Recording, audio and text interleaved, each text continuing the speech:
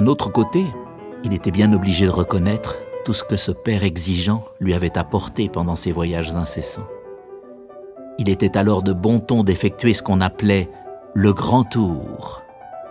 Tout homme cultivé, tout artiste, tout fils de bonne famille se devait de passer les frontières, d'aller voir ailleurs, de se frotter à la culture et aux usages des différents pays traversés, notamment celui qui était le modèle pour tous, l'Italie.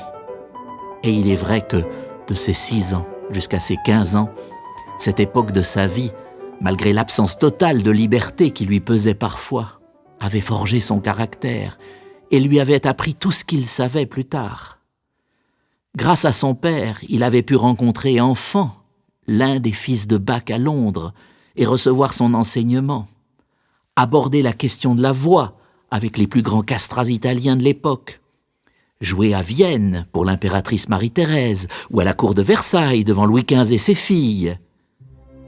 Il avait pu composer son premier opéra à 11 ans, écouter les chœurs de la chapelle Sixtine à Rome, assister à des représentations d'opéra dans les plus grands théâtres du temps et rencontrer à Bologne le père Martini, l'un des meilleurs pédagogues et musicologues de son temps. Wolfgang était tout simplement fier que son père soit fier de lui. Surtout quand l'abbé Martini réussit à le faire admettre comme membre de l'Académie philharmonique de Bologne.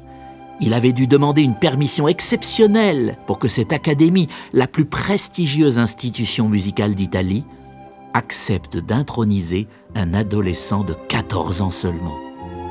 Oui, il était redevable devant Dieu de tout le mal que son père s'était donné pour son éducation, sans relâche et à toute heure.